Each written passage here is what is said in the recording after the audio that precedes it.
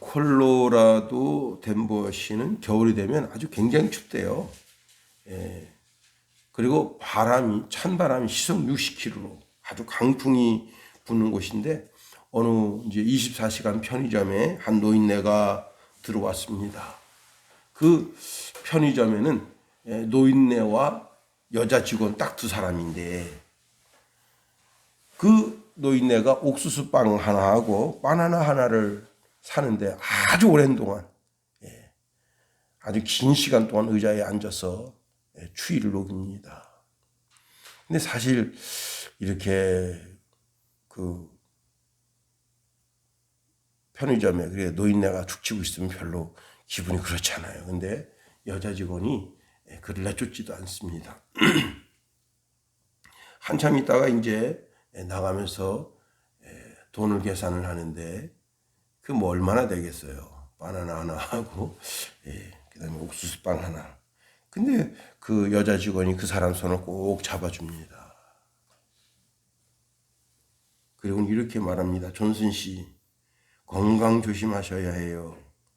내일에도 당신이 여기에 꼭 나타날 수 있기를 바랍니다. 하고 그 노인을 보냈다는 겁니다.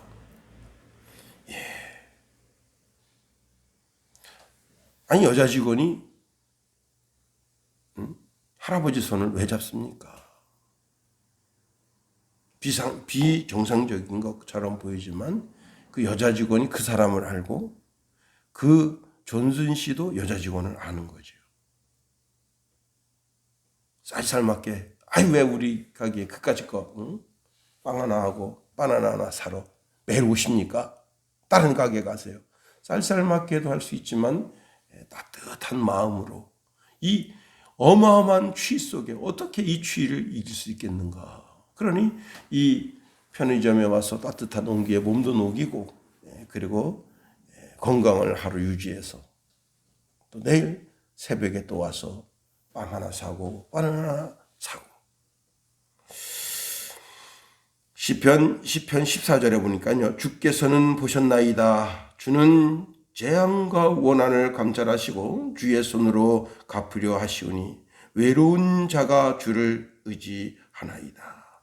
주는 벌써부터 고아를 도우시는 이신이다 그랬습니다. 하나님은 내 언어, 내 행동을 통해서 그리스도를 보여주기를 원한다는 사실입니다. 디도서 3장 2절에 보니까 아무도 비방하지 말며 다투지 말며 관용하며 범사의 온유함을 모든 사람에게 나타낼 것을 기억하게 하라. 모든 사람들에게 관용하라. 넓은 마음을 가져라. 온유함을 나타내라 하는 겁니다. 빌립보서 4장 5절 말씀해 보니까 너희 관용을 모든 사람에게 알게 하라. 너희 넓은 마음을 모든 사람에게 드러내래요. 우리가 사는 24시간 시간 속에 나는 이 시대에 그리스도로 살라는 거예요. 그리스도인은 그리스도로 살라는 거예요. 작은 예수로 살라는 거예요. 그렇습니다. 우리가 그리스도로 살지 못하면 이 세상은 점점 어두워지는 겁니다. 오늘 욥기서 19장인데요. 1절부터 6절에 보면 욥은 친구들의 그 무정함에 대해서 이야기하고 있습니다. 그리고 오늘 우리가 이제 7절부터 쭉 말씀을 살펴볼 건데, 그 고난 속에 하나님이 나를 돌아보지 않고 있다. 욥은 그렇게 탄식하고 있습니다. 욥은 빌닷에게 이런 말합니다. 자네는 언제까지 나를 괴롭히고 말로 나를 박살내려 하는가 하면서 탄식합니다. 욥의 친구들이 모두 다 한결같이 욥에 대해서 너가 죄가 있으니까 이렇게 시련을 당하는 거지, 응? 까닭없이 왜 이렇게 시련을 당하겠어? 라고 하는 그런 배경 속에서 욥을 공격하는 겁니다. 욥은 오늘 보면 4절에 보면 비록 내게 허물이 있다 할지라도 그 허물이 내게만 있느냐 합니다. 보통 보통 다 있다. 이 정도 허물은 보통 사람들이 다 가지고 있는 거야. 서로 욥에게 허물이 있다 한들 그것은 하나님과 욥의 관계 속에서 욥이 해결할 문제이지. 응? 이들이 하나님의 이름으로 와서 책망하고 죄를 찾을 것처럼 욥을 그 말로서 샅샅이 따져보고 그렇게 해야 될 것은 아니라는 겁니다. 욥 자신을 이렇게 만들어 그물을 덮어 씌우시는 분은 하나님이시다. 욥은 그렇게 고백하고 있는 겁니다. 우리가 본문에 있는 말씀을 통해서 세 가지를 한번 살펴보려고 하는 겁니다. 첫 번째, 욥의 고난 속에서 하나님이 침묵하고 계시다 하는 겁니다. 하나님은 우리에게 기도하라 또는 부르짖으라 그렇게 말씀하십니다. 자, 오늘 본문에 보면 욥이 부르짖어 기도하는 모습은 볼 수 없지만 그가 하나님께 울면서 기도하고 매달리고 부르짖었다고 하는 사실에 대해서 이야기하고 있습니다. 예레미야 29장 12절에 보면요. 너희가 내게 부르짖으며 내게 와서 기도하면 내가 너희들의 기도를 들을 것이다 말씀하십니다. 시편 91편 15절에 보면 그가 내게 간구하리니 내가 그에게 응답하리라. 그들이 환난 당할 때에 내가 그와 함께 하여 그를 건지고 영화롭게 하리라 약속을 주셨습니다. 시편 50편 15절에도 환난 날에 나를 불러라. 내가 너를 건지리니 내가 나를 영화롭게 하리로다 말씀하십니다. 자, 하나님은 나의 보증, 하나님은 나의 담보, 하나님은 나를 위해서 친히 내 어깨를 두드리면서 내가 너를 알고 있지 라고 사인을 보내시는 그런 분이십니다. 그리고 성도가 간구할 때, 기도할 때 응답해 주마 약속해 주신 분이십니다. 자, 야곱이 자기 딸 때문에 큰 어려움을 겪습니다. 자기 딸의 어려움 속에서 두 형제가 그 분노의 칼을 들밀어서 세겜성에 있는 모든 남자를 죽이고 그리고는 그것 때문에 그 주변 분위기가 살벌합니다. 야곱은 누구를 의지할 데가 없어요. 그래서 하나님께 부르짖어 기도합니다. 그때 하나님께서 베델로 올라가라 이렇게 말씀하십니다. 창세기 35장 3절에 보면요. 우리가 일어나 베델로 올라가자. 내 환난 날에 내게 응답하시며 내가 가는 길에서 나와 함께 하신 하나님께 내가 거기서 제단을 쌓으려 하노라. 환난 날에 내게 응답하셨다. 눈물로 그 밤에 기숙합니다. 내가 아버지 집을 떠나서 3일 왔는데 내 아버지가 섬기던 하나님이여 당신은 어디 계십니까? 나를 홀로 이 광야에 내버려 두지 마시고 눈동자와 적자와 같이 나를 지켜주옵소서. 야곱이 그렇게 눈물로 기도하지 않았겠어요? 그 환난 날에 하나님께서 야곱을 돌아보시고 하늘로부터 야곱이 누워있는 그 자리까지 사닥다리를 내리시고 오르락 내려가는 주의 사자들을 보이시며 사닥다리 끝에서 하나님께서 이렇게 내다보시고 내가 너 하나님 대해줄게 약속을 주셨잖아요. 자, 오늘 본문으로 가봅니다. 7절 8절 말씀 보세요. 내가 폭행을 당한다고 부르짖었으나 응답이 없다. 도움을 간구하였으나 정의가 없다. 8절 보세요.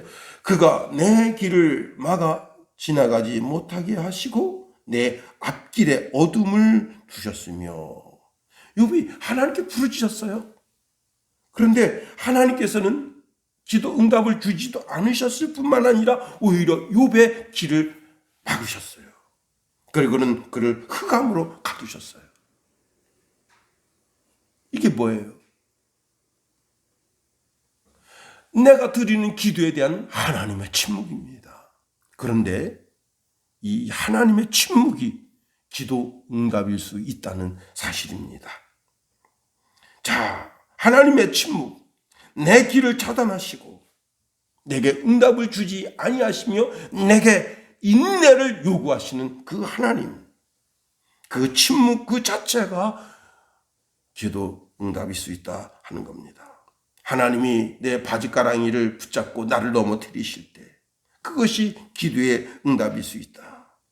이것은 내 기도에 대한 거절의 의미가 아니라는 사실입니다. 아직 때가 되지 않았으니 인내하라는 거예요. 제가 새벽 예배에 나오면서 밥솥에 전기 스위치를 넣습니다. 배고파요. 너무 배고픈데 이 밥 이거 언제 되는 거야? 막 끓고 있는데 꺼내서 먹을 수는 없잖아요. 밥이 다 되려면 아무래도 30분은 기다려야 된다. 그런 것처럼 때가 될 때까지 기다려야 된다. 그렇습니다. 여러분, 그 1942년 미국 보스턴 팀, 이 보스턴 팀은요 전부 신실한 기독교인들로 돼 있고 그 다음에 코치도 기독교인이에요. 그래서 아주 약체팀 홀리 크리스팀하고 시합을 할 때 충분히 이길 수 있다. 그리고 기도도 많이 했습니다. 그리고 이긴 그 승리의 축하 파티연을 열기 위해서 호텔에다가 파티연까지 다 예약을 해놨습니다. 그런데 그날 아주 멋지게 져버렸어요. 아니 이렇게 약체팀에 이렇게 진짜 허벌나게 질 수가 있나 할 정도로 져버렸어요. 다 실망했습니다. 그리고는 이제 그 호텔에 그 파티를 축하 파티 연열 것을 다 취소하고 그리고는 하루 일찍 그 호텔에서 나와서 이제 돌아가게 됐습니다. 선수들 마음이 다 상해서 서로가 서로에게 오늘 왜 이렇게 마음이 맞지 않았지? 왜 이렇게 우리 손길에 공이 제대로 닿지 않고 발길도 우리가 헛발질하는 경우가 많았었지? 서로가 서로에게 좀 아쉬운 눈빛을 지니면서 그리고 하루가 지냈습니다. 그런데 그 이튿날 신문에 대문짝만하게 큰 뉴스가 났는데 자기들이 축하연하려고 했던 그 호텔에 큰 불이 나서 엄청나게 많은 사람이 죽었다는 거예요. 아하, 우리는 몰랐어. 거기서 불날 줄 몰랐지만 하나님은 미리 하셔서 그래서 그 시합에서 지게 하시고 그리고 가게 하신 거예요.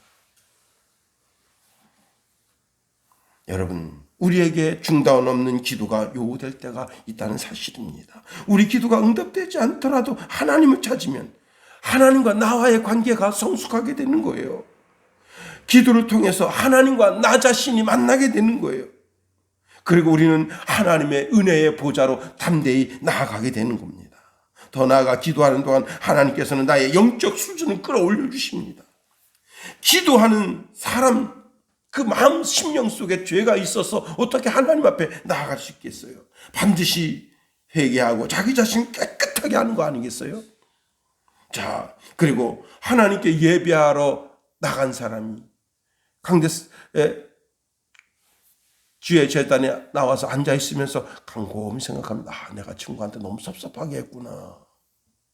내가 아내한테 너무 섭섭하게 했구만. 내가 자녀들에게 너무 섭섭하게 했구만. 그러면 어떡하겠어요? 즉시 전화를 걸어서 친구야 그때 미안했다. 회개하고 그리고 친구와의 관계를 개선하는 거죠. 그리고 하나님 앞에 예배하는 거죠. 예수님이 이렇게 말씀하십니다. 마태복음 5장 23절 24절에 그러므로 예물을 제단에 드리려다가 거기서 내 형제에게 원망 들을 만한 일이 있는 것이 생각나거든. 예물을 제단 앞에 두고 먼저 가서 형제와 화목하고 그 후에 와서 예물을 드리라. 그렇습니다. 두 번째로 욥의 환난 가운데 하나님이 응답하신 것 하지 아니하신 것은 하나님의 사랑이라 할 수 있어요. 자, 욥이 아주 절망적인 고백을 합니다. 9절 10절 말씀 보세요. 나의 영광을 거두어 가시며 나의 관모를 머리에서 벗기시고 사면으로 나를 호르시니 나는 죽었구나. 내 희망을 나무 뽑듯 뽑으시고 나의 영광을 거두어 가셨다. 여기 나의 영광을 거두어 가시며라고 하는 단어가 두 단어로 되어 있는 것 같지만은 사실 한 단어입니다. 그런데 강제로 벗기다라는 뜻이 있어요. 강제로 벗기다. 하나님께서 욥의 영광을 싹 강제로 다 벗겨버리셨다는 거예요. 하나님이 사탄에게 이렇게 물어보셨습니다. 내가 내 종 욥을 유의하여 보았느냐? 그와 같이 온전하고 정직하여 하나님을 경외하며 악에서 떠난 자는 세상에 없느니라. 자, 하나님이 욥에게 복을 어마어마하게 주셨어요.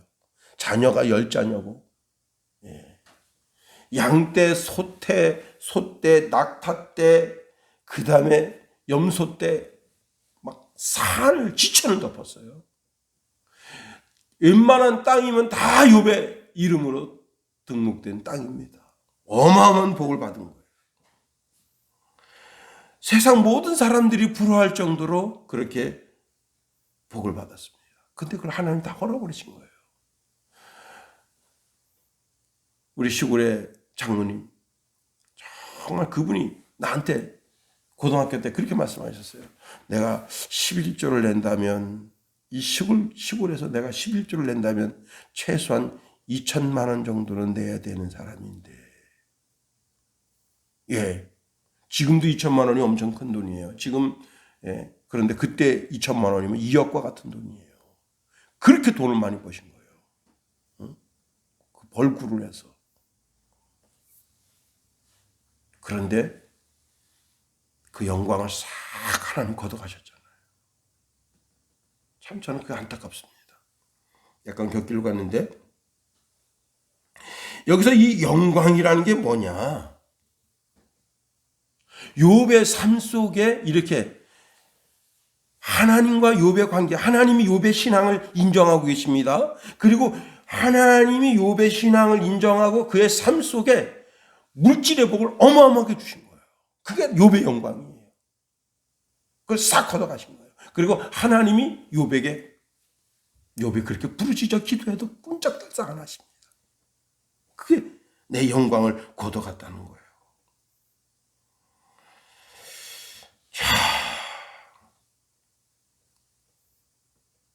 이 관모는 뭐예요? 9절에 관모는 관직에 있는 모자잖아요. 근데 그걸 관모를 강제로 벗기면 뭐예요? 파직된 거잖아요. 그리고 10절에 사면으로 나를 허르시며 나는 죽었구나. 내 희망을 나무 뽑듯 뽑으시고. 작년 8월 달에 광저우 도시에 바람이 부는데 어마어마한 바람이 불어요. 이런 아름드리 나무, 제가 볼 땐 수령은 최소한 그 정도 되려면 한 300~400년 안 살았겠어요. 근데 그게 바람에 뽑힙니다. 뿌리가 썩었어요.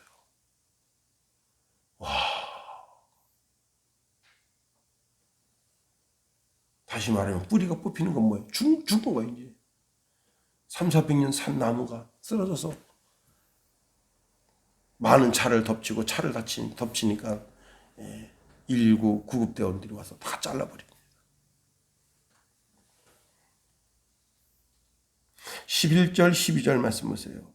나를 향하여 진노하시고 원수같이 보시는구나. 그 군대가 일제히 나와 길을 도두고 나를 치며 내 장막을 둘러 진쳤구나.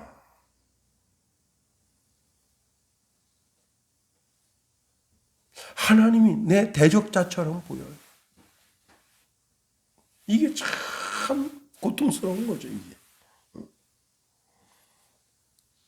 욥이 지금 당하는 환난과 고통이 그와 같은 거예요. 그러나 이런 고난은 제2의 성례라 한다는 겁니다. 성도가 당하는 이 고난은 제2의 성례와 같다. 야고보 사도가 이런 고난 속에 성도들의 신앙이 온전하여질 것을 권면하고 있습니다. 야고보서 1장 2절 4절 말씀해 보니까 내 형제들아 너희가 여러 가지 시험을 당하거든 온전히 기쁘게 여기라. 이는 너희 믿음의 시련이 인내를 만들어내는 줄 너희가 알미라. 인내를 온전히 이루라. 이는 너희로 온전하고 구비하여 조금도 부족함이 없게 하려 함이라 말씀하십니다. 예수님께서 십자가에서 고통과 고난을 당하십니다. 그 고통과 고난을 통해서 온 인류에게 구원을 주신 거예요. 요셉이 형제들에게 의해서 붙잡혀서 팔려가게 되는 고통과 고난을 겪게 됩니다. 보디발 장군 집에서 억울한 누명을 쓰게 됩니다. 그리고 왕의 죄수들만 들어가는 감옥에 들어가게 됩니다. 그런 고통과 고난이 없었으면 요셉이 탄생할 수가 없었던 거예요.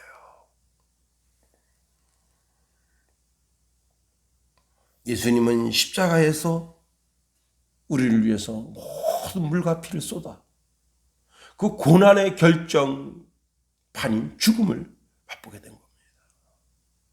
그리고 십자가상에서 선언하십니다. 다 이루었다. 다 이루었다. 그리고 우리에게 구원을 주시는 거예요. 고통과 고난을 통해서.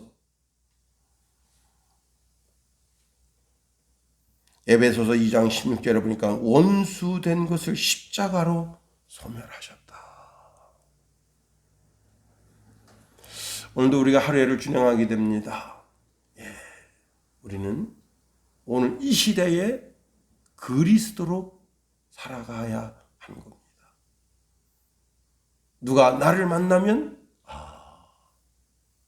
정말 예수님을 만난 것 같구나 하는 따뜻함을 전하면서 고통과 고난과 시련 속에 있는 사람들에게 힘과 용기를 붙들어주는 작은 예수로 사는 우리가 될 수 있기를 예수님의 이름으로 축원해 드립니다.